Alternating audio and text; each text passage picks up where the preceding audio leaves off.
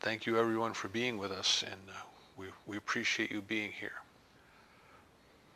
For those who live on the coast, I know that the folks we've talked to this morning seem to fare well, even with a lot of rain, and I know that there's still folks further up north who are going to be dealing with it later in the week. So we trust that everyone will be guided, guarded, and protected.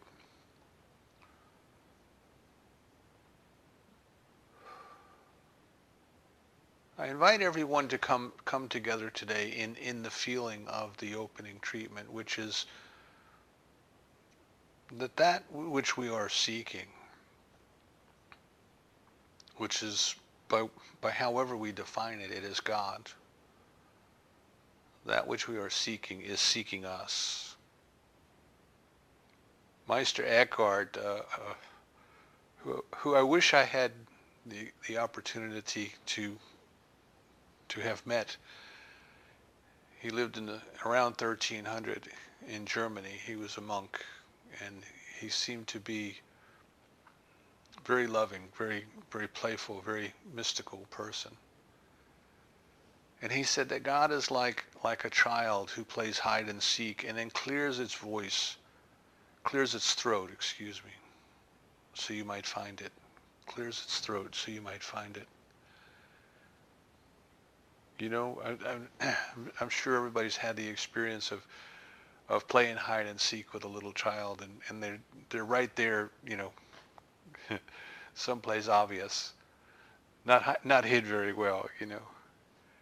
And as adults, we pretend we can't see them, you know. We'll go around and say, well, where could she be? Where I can't see her. Where could she be? You know. And sooner or later, they just can't stand it. They'll stand up and say, here I am, here I am. They want to be found. They want you to play with them, to love them. If we can get this feeling that there is that within us that is joyfully and playfully waiting for us to discover it, and it is giving us signs and clues and clearing its throat, and it's saying, here I am, here I am. Come to me, love me, play with me, be with me. If we can capture that feeling as we go into this morning and into this week, I think we will have the essence of the ideas that are coming to and coming through today. I just want to hold up a book for those on YouTube. This book is called Living the Science of Mind, and the ideas we're talking about today come largely through Dr. Holmes' writing in that book.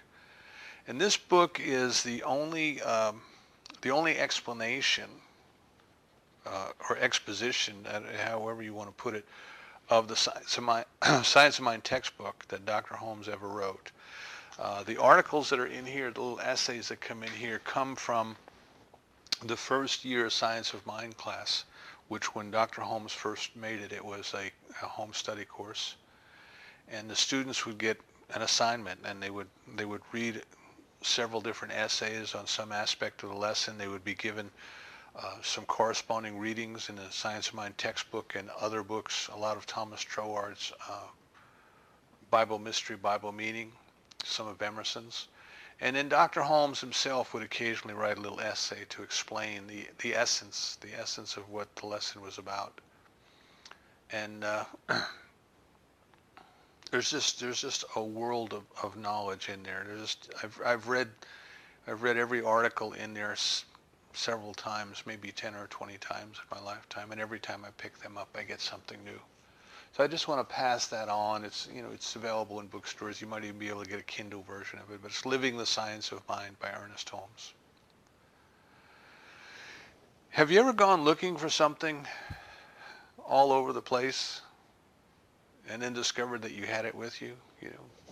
I mean, typically we do it with something like our sunglasses. We put our sunglasses up on the top of our head, and then we're running around and we're looking, where's my glasses? Where's my glasses? Where did I leave them? I can't find them. And then we go up to somebody and we say, have you seen my sunglasses? And they point to the top of your head and they say, what's that on the top of your head? And then, oh my goodness, we feel so foolish. We feel silly, you know. How stupid can I be? Here I am looking all over for my glasses. Or our keys, you know, we're getting ready to go somewhere in the car, and we go around looking for our keys, and they're right there in our hand, you know. We've got them in our hand, and we're looking everywhere for our keys, and they're right there, you know. And the reason that we do that is because our mind is someplace else. We are not completely aware of that which is right there where we are, the sunglasses on our head or the keys on our hand. But rather we're thinking about where we're going. You know, if we're going somewhere in the car, we're thinking about, I wonder what the traffic's going to be like. You know, should I take this route or should I take the other route? Which one's going to have the best time for me at this time of the day? Are they doing construction somewhere? Do I have enough gas in the car to get where I'm going? Our mind is racing ahead of us. Our mind is not where our body is. Our mind is way out there someplace in the future, you know.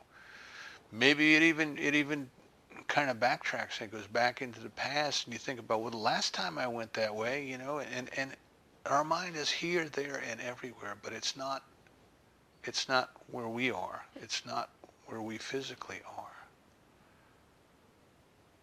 What that means is that we are there, and we are busy, and we are doing things, but our awareness is not with them.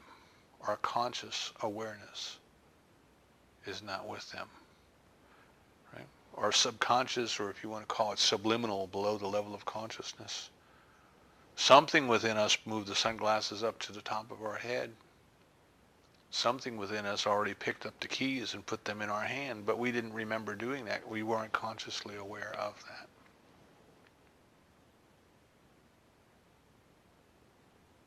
So here we are, running here, running there, running everywhere, and we are looking for that which we already have. And when it comes to our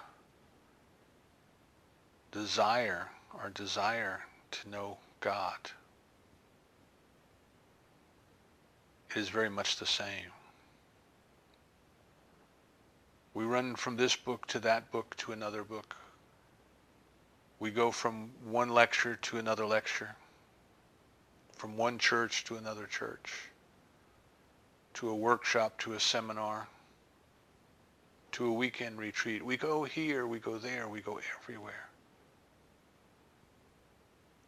And what we need to do is we need to stop. We need to stop and take a deep breath and recognize that what we are looking for,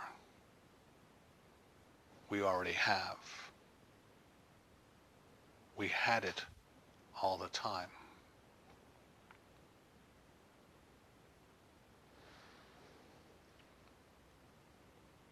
It was either Augustine or Thomas Aquinas who said that our heart would not even have the desire to pray if God had not first put it there. That which we are seeking is causing us to seek. It wants to be found. So there comes a time in our exploration. Now, all of the things that I mentioned, the books and the lectures and the tapes and retreats and churches and all of those things, they're all good. They all play a part. They all play a part in our discovery, which is really self-discovery, capital S, self-discovery. But there comes a time when the words "be still and know"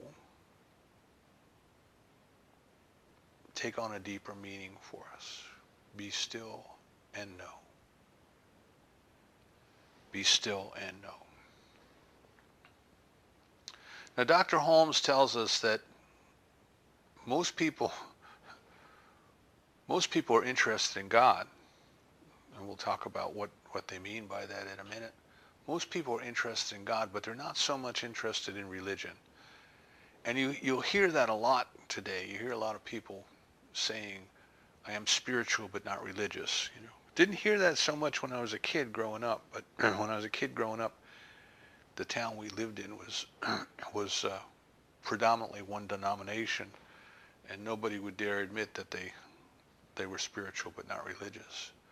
And the reason for that is that when we get into a religion, when we get into an organized religion, when we get into any organization, doesn't have to be religion, but when we get into organized religion, there are rules, there are regulations, there is dogma, there is creed, right? There are statements such as, this is what we believe. And even religious science says that. Dr. Holmes has a chapter in the book, What We Believe, trying to clarify what we believe.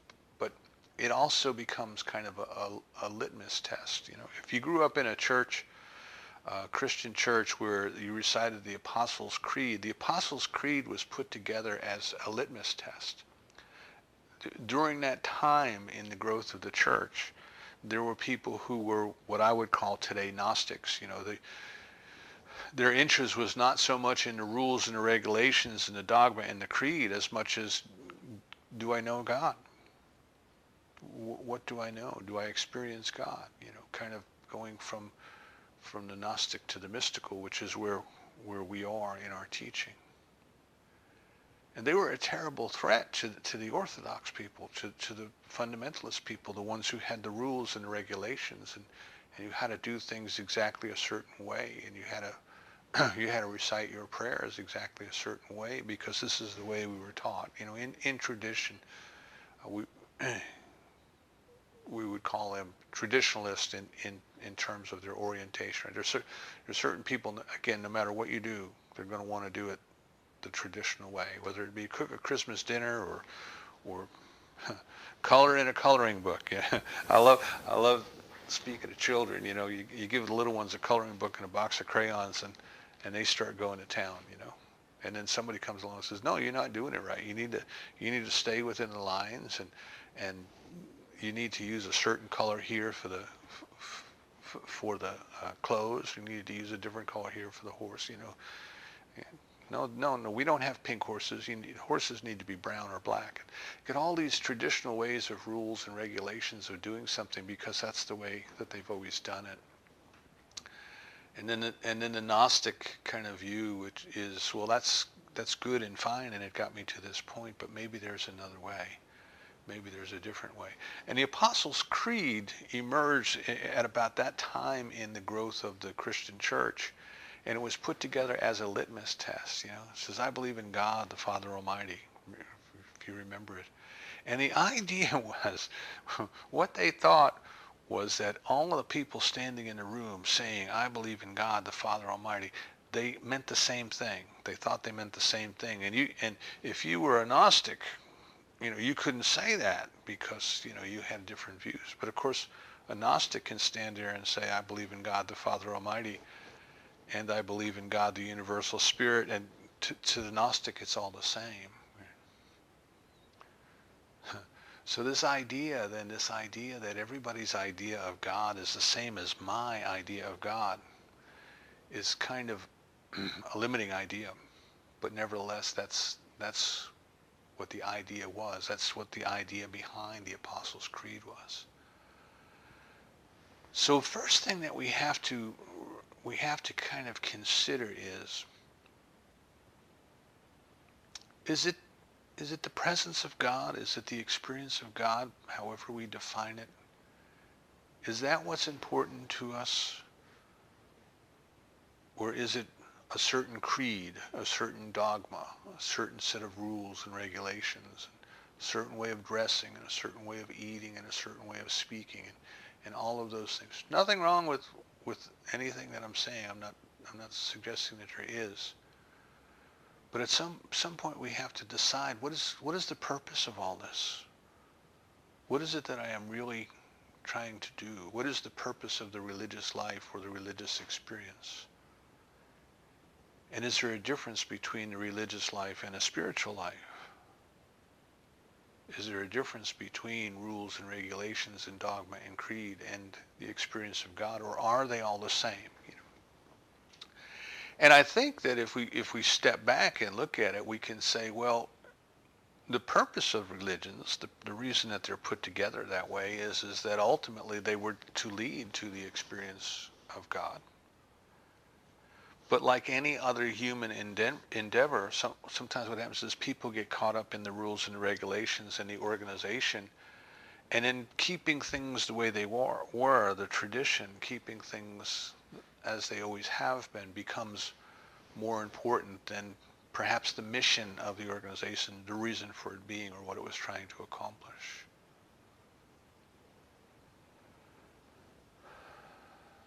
I once had an opportunity to do some consulting work with a university, and that particular university was by its very charter, it was put in place to serve young people who at the time would not be welcomed into the mainstream colleges.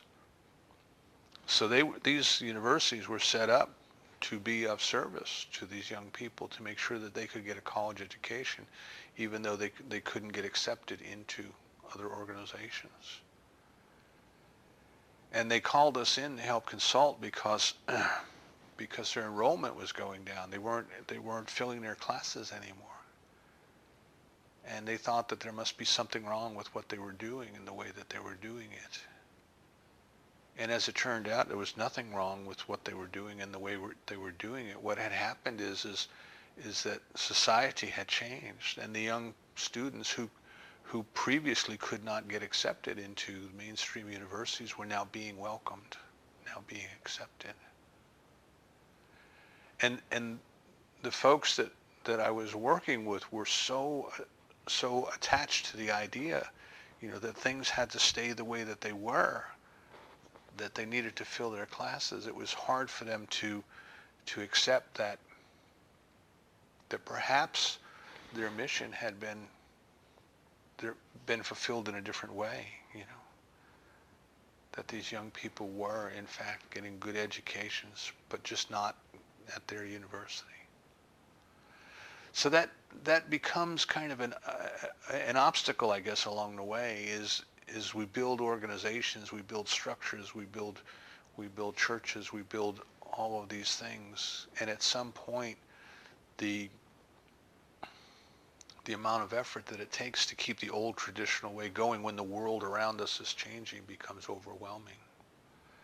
And on the other hand, what happens is that the desire to put all of the energy into kind of dogma and creed and routine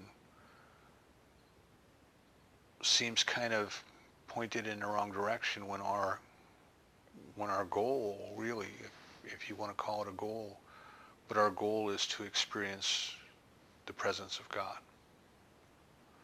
So what Dr. Holmes tells us is that if you talk to people about religion, it's kind of an iffy subject. Some people might be adamant that their religion is the right religion and the only right religion and all the kind of things that we can hear. Other people might roll their eyes in the back of their head and say, well, I've had enough of that. I've just seen all these different religions and all of the things that are done in the name of religion, all of the cruelty and the wars, and I don't want to have anything to do with it. But if you talk to people about God, you may get a different response. If you talk to people about spirit, you may get a different response, because people are interested. They're interested in spirit, even if they're not interested in religion. And the reason for that, the reason that we have to understand the reason for that, is that it is spirit itself that is causing us to seek. Come know me.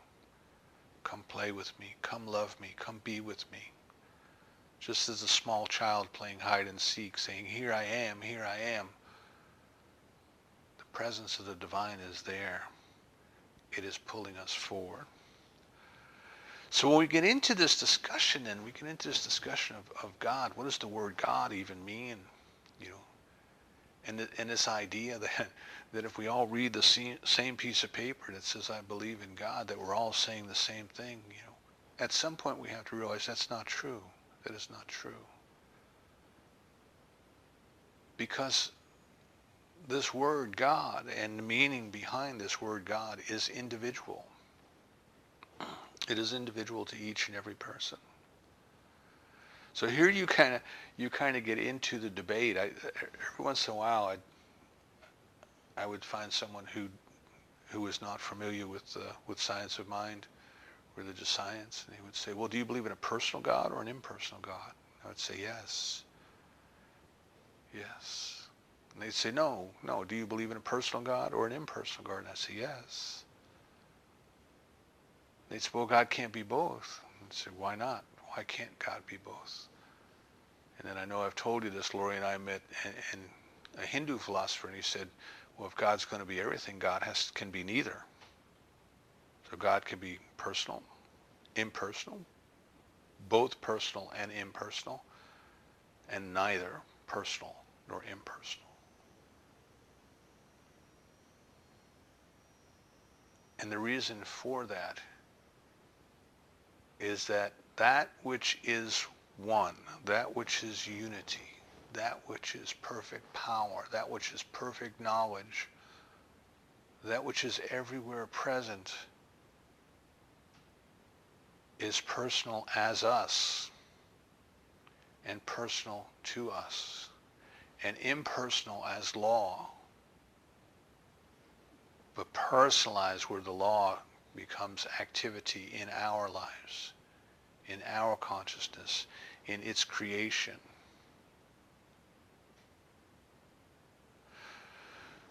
So that which we call God, whatever our idea of that is, it is only our idea. It is only our personal idea. And it's important to remember this, that we know God as we believe God to be. We don't know God intellectually as God is. We know our concept of God. We know our idea of God. And since everyone has a different concept and a different idea, then everyone literally has a different God. And yet there is that impersonal, there is that absolute, as Fenwick Holmes would say, there is that impersonal that is there and untouched and unaffected by the idea or the fact that each and every one of us has a different concept of God. So is God impersonal? Yes, God is impersonal when it acts as law, when it acts as that which responds to us according to our belief without interfering, without judging, without complaining.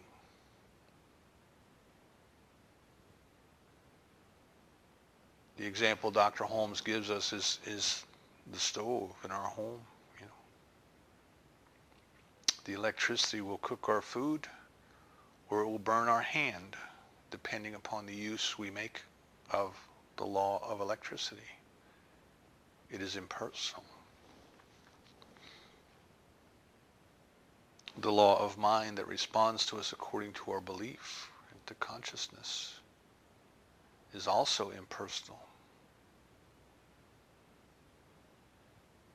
It will cooperate with us to produce health or wealth or happiness or loving relationships, peace and harmony.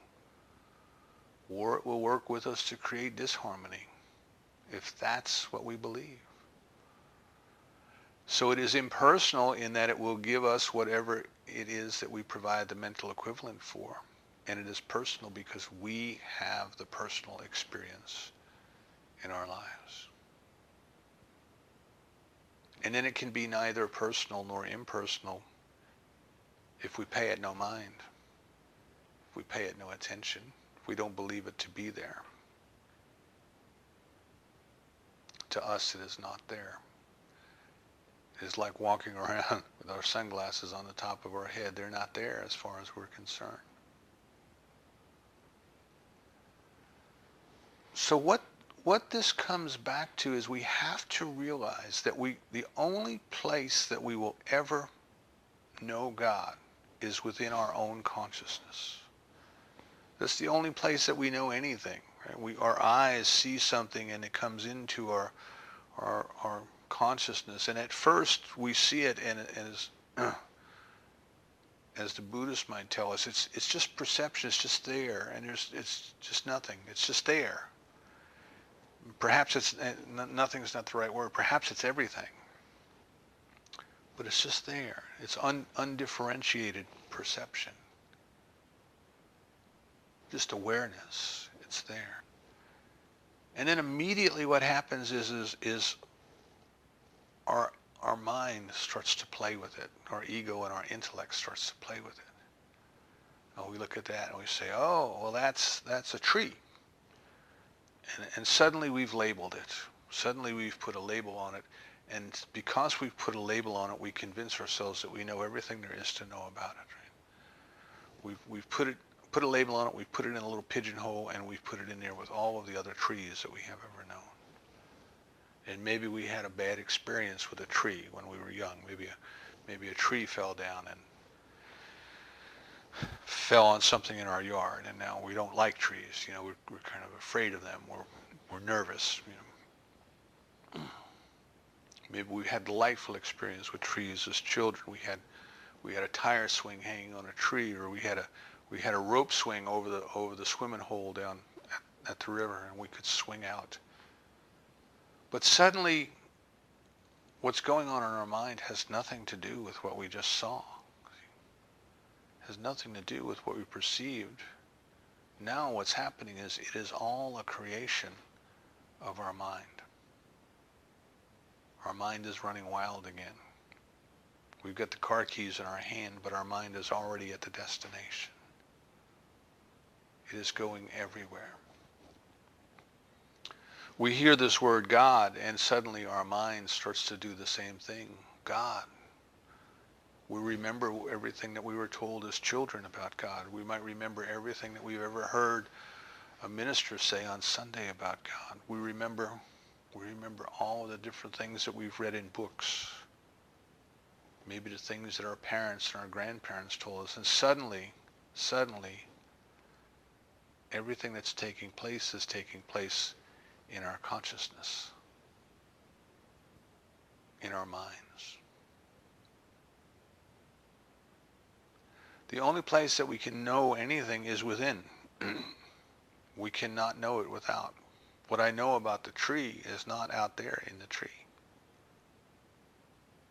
It is within my consciousness about trees. We have to really understand this, that the only way that we can know something or anything or everything is within. We will never know it without. Even if we only know about it, what we know about it is within us, within our own consciousness. So as we start to fulfill the desire to know more of God, a desire that was placed into our consciousness before we were born, before these bodies were born, as we begin to earnestly pursue that desire, we have to come to recognize that whatever we know so far, whatever we know, is within our consciousness, and consciousness itself, awareness, is the very essence of what God is. We say that God is spirit, and typically if you look up the definition of spirit in catechisms or religious instruction, is that without form. It's something without form, any definite form, you know. Jesus told the woman at the well that the Father was spirit and must be worshipped in spirit. Something different than what we're used to in our physical our physical experience of life. Consciousness, awareness, thinking, knowing, being, I amness, isness, suchness, suchness.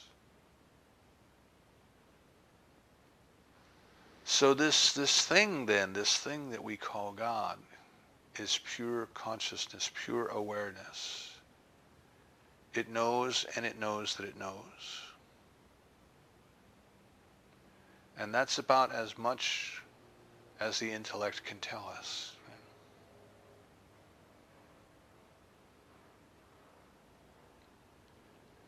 The way that it creates is that there is a part of it that functions as a law because it always functions the same way. But there is a part of it that acts upon its beliefs and brings into physical manifestation that which it knows.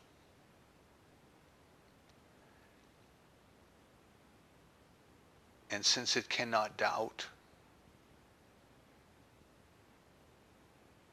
then whatever it knows is. Whatever it knows becomes. This is Fenwick Holmes' explanation of being and becoming. It would be impossible for the divine mind to know something that does not come into fruition.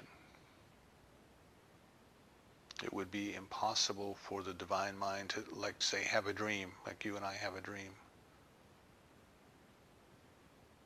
where the characters are just an illusion.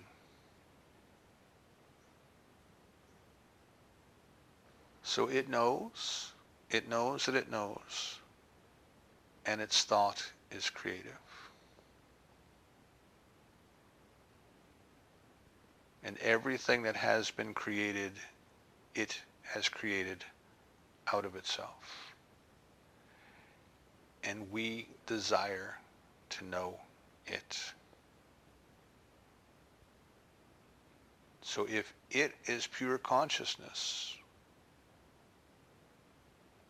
and we can only know anything that we know in our consciousness, our own personal consciousness, or personalized consciousness,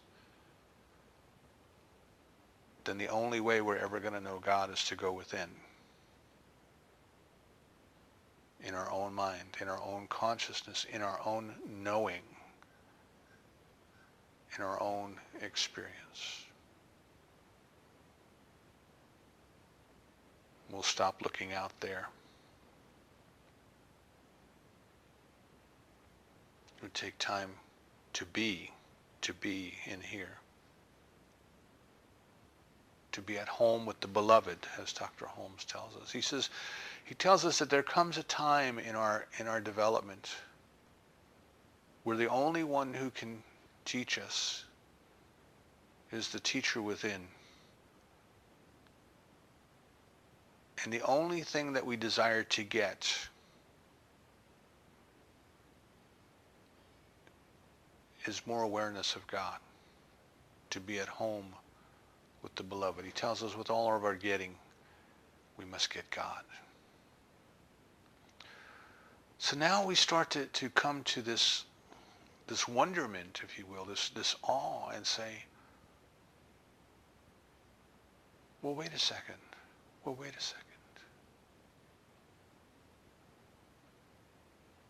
Where did my consciousness come from? How did this I, whatever I am, and we start to wonder about that. Who am I? What am I? St. Paul said, who am I that you should be mindful of me? What am I? Who am I? Why am I here? What is this thing called I? We start to think then that if God is all that there is, if God is complete unity, if God is oneness and singularity, and God is consciousness, and I have consciousness, where did my consciousness come from?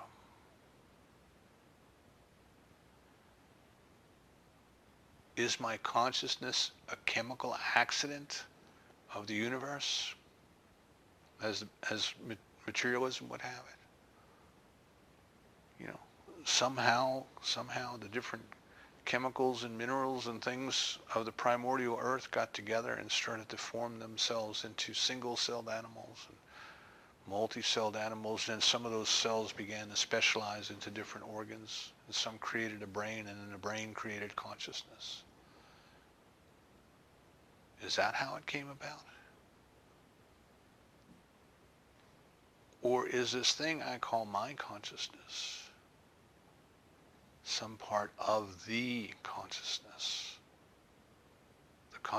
of the divine? We see that life is pushing itself through all of its creation, and yet there's an underlying harmony between everything. You know, in biblical terms it says, where two or more are gathered in my name, there I am. You and I could not even understand each other. If I'm speaking and you're listening and you're hearing my words and you're understanding them, it would be impossible for that to take place unless there was something common between the two of us. How is it that an animal can eat the grass and there's an intelligence in their body that knows what to do to digest it?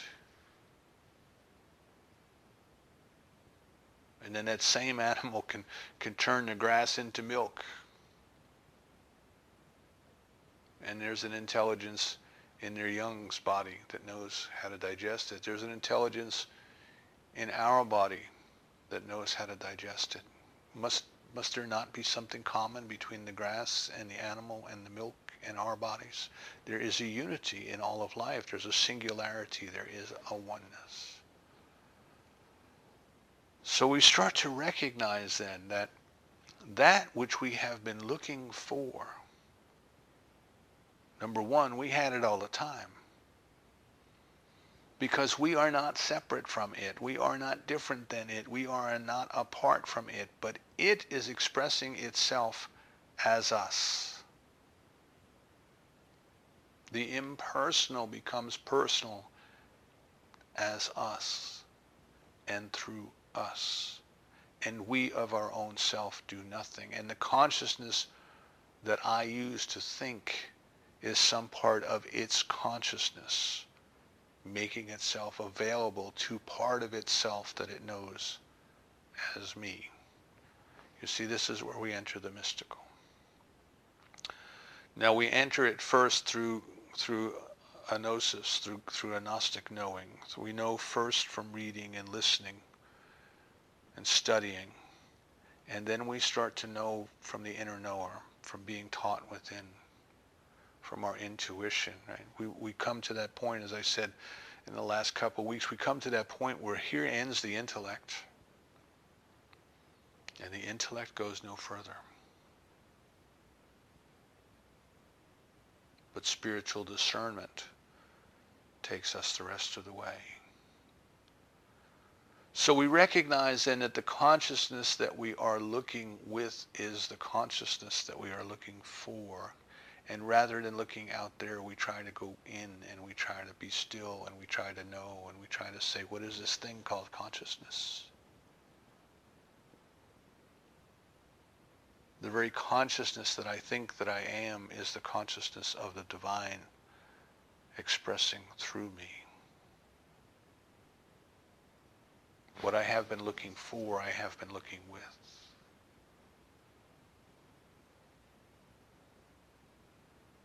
The power, whatever power I might have, whether it be physical power, whether it be willpower, whether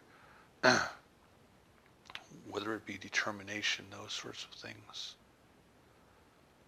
But the very power that is in my body is the power of God, personalizing itself as the power of my body.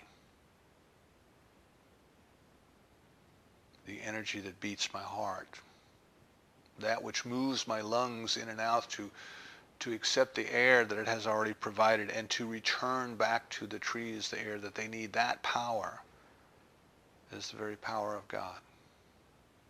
I didn't create it. You didn't create it. Our parents didn't create it. But the intelligence of the divine acting on the stuff and substance available to it, some part of itself, it created it.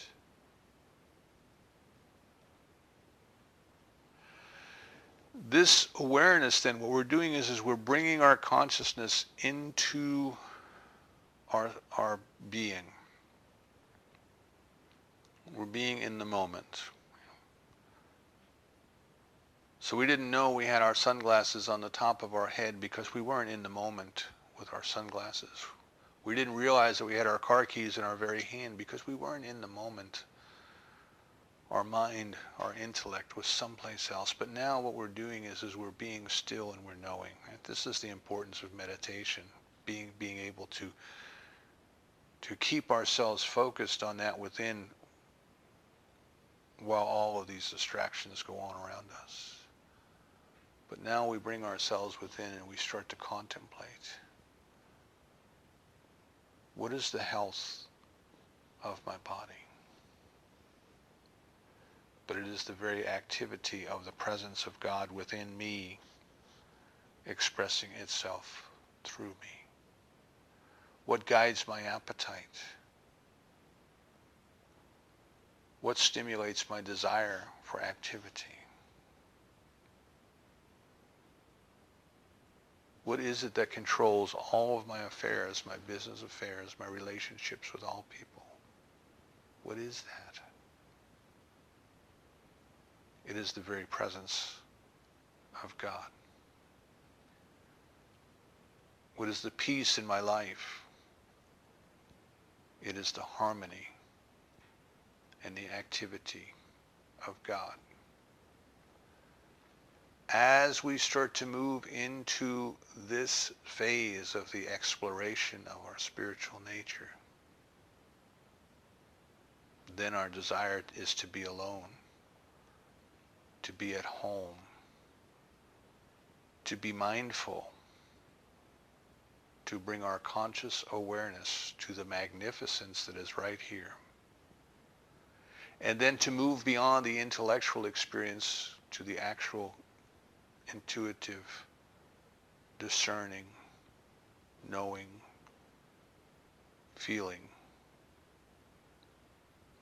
awareness of its presence in us, as us, and through us.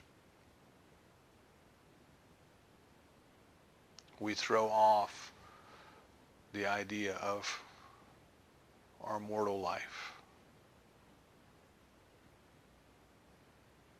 and we become enthusiastic of the knowledge of our spiritual life. Dr. Holmes gives us a story I'd like to leave you with. It's the story of the fish looking for the water. And someone in the school of fish tells the other fish that they've heard that there's this wonderful, wonderful thing called water. It's life-giving water. That it supports them. That it provides for them everything that they need. That it is perfect love. And the fish decide that they are going to go and find water. And some swim north, and some swim south, and some swim east, and some swim west, and they all come back together and they say they couldn't find it. They couldn't find the water that they were looking for. And of course, they are in it. It is in them. Their bodies are made up of it. It is the very life of their being. And we are like that. We are like that. We want to run off here or there and go find God. But we will never find God out there. We must be still and know. We must go within. We must bring our conscious awareness to the miracle of life, the miracle of life that we are. We must celebrate the presence of God. And we must remember that we had it all the time because it had us all the time. I invite you today to allow your desire for the awareness of the presence of God within and around to become all-consuming. The most important thing in your life. And to allow every and any idea of separation, of apartness, of otherness to completely dissolve.